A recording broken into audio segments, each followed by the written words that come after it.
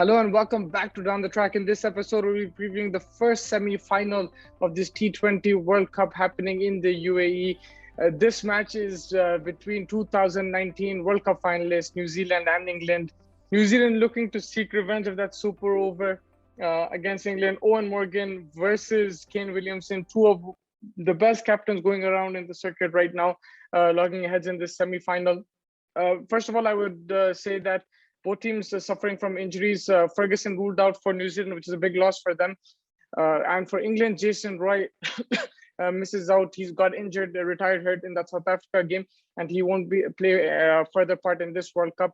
That's a big blow for England. For New Zealand, they've replaced Ferguson with Milne. Neesham's come in as well with the ball, so they've handled life without Ferguson decently well. They beat Afghanistan in the last game, must-win game for them. Whereas for England, this was just the last game before the semi-final, so it's a big blow. Jason Roy has been in really good form. Him and Butler have given England really good starts in the power play, and he's someone who can take the game from from ball one to the opposition and really get England off to a great start. So I think a big loss for England in that sense.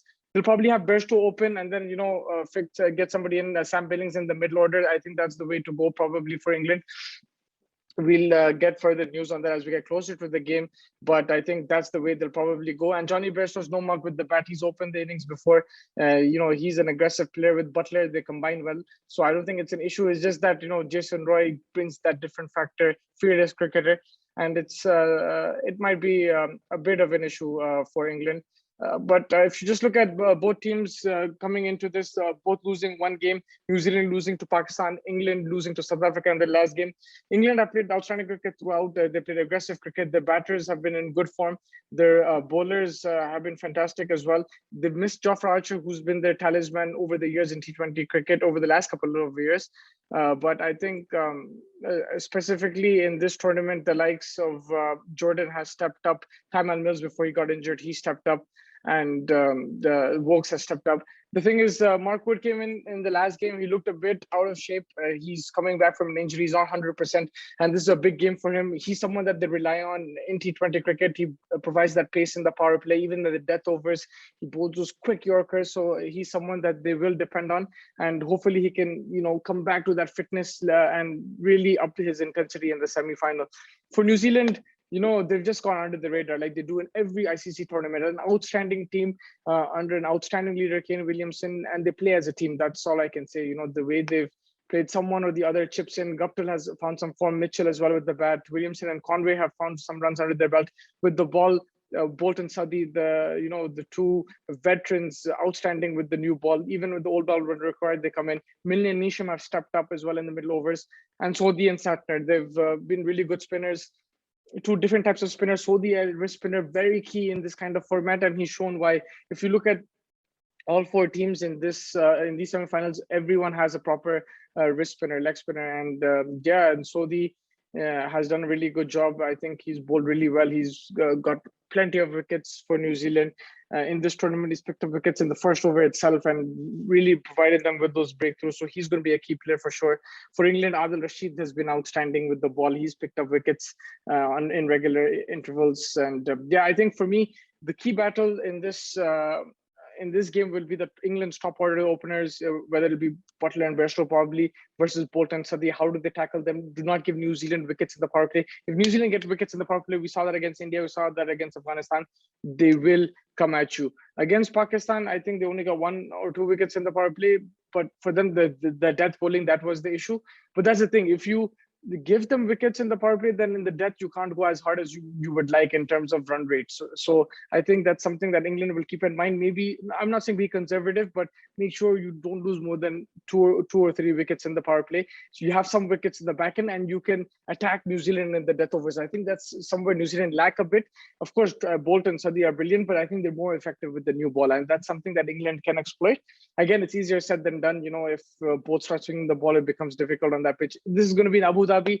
I think a bit more batting friendly. Still, the toss will be crucial. I went to the India-Afghanistan game over there. There wasn't much dew, but I think in this game there will be a bit of dew. We don't know what's going to happen in this game. If there is dew, then of course the toss will favor the chasing side, and they will chase. And I think that's the way both teams will go. They will look to chase, and key spinners, key fast bowlers in both teams. For me, the players to watch out for from England side of things with the bat, I'm going to go with Johnny Bairstow, because I think if he does open the batting, he's going to play a significant role. He's taking up that mantle and trying to bridge that gap that Roy has left behind, and I think he's capable of that. Bairstow in the middle order, I don't see him as effective. Maybe Bairstow, I think he opening does suit him, so I would really like to see how he plays as an opener. We saw for Sunrisers as well, he's gotten them after great starts. For England themselves, he's got them to great starts in UAE conditions, so I think it's a good opening pair. And how Sam Billings plays will be important as well in the middle order, but I think if Bairstow can give that start along with Butler, it'll be key for England. And with the ball, there's plenty of options there, but I'll probably go with let's go with Adil Rashid. I think Adil Rashid against Kane Williamson, Conway in that middle order, that's going to be a key battle. That's going to be a huge battle. If Kane Williamson nurdles the ball, plays his single doubles, or whatever the required rate is, then Williamson will be the danger man. So that's somewhat Rashid, if he can pick up his wicket early, he'll put a lot of pressure on New Zealand. Yes, the likes of Glenn Phillips and Isham have performed, but I think that's what Adil Rashid will want to do.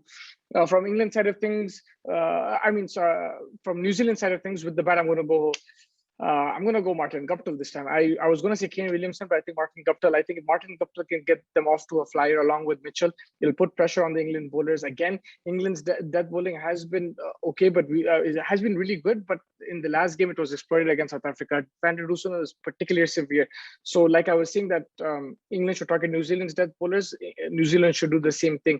So if Guptill can get them off to a flyer, get 50-40 in the power play, and wickets at hand for the likes of Nishan and Glenn Phillips to attack Jordan and the likes in the death overs, that will give New Zealand a brilliant chance again. So I think Guptill's start will be key. I'm going with him as my key batsman. And with the ball, I'm going Trent Bolt. I think for me, it's a no-brainer. If he picks up wickets right at the top, he's someone who can break England's back, put pressure on that England middle order, who have done better in the last game. The likes of Livingston, Morgan slowly getting into form, and that's huge for New Zealand. But if Bolt can put pressure on the middle order straight away, then in the death overs, it becomes a bit more easier for New Zealand. And both lower middle orders, they're getting some runs. Neesham and Glenn Phillips for England, the likes of Morgan and Livingston. That's going to be a very good battle as well. So watch out for that. It's going to be a great game in Abu Dhabi. We're hoping for a thriller. We haven't seen a super over yet. Will there be a super over? These two teams have played some super overs in the past, some historic ones. So hopefully we get to see a fantastic semi-final against two really good sides. England, for me, would have been favorites before the Roy injury. With the Roy injury, I think it's a bit evenly matched. Let's say 51-49 in England's favor. It's close margins, I think, the barest of margins. But yeah, I think it's going to be a good game, exciting game. Hopefully, we get to see a cracker. Make sure you like and subscribe to our channel and stay tuned for the latest content from the T20 World Cup. Thank you so much for joining me. Take care.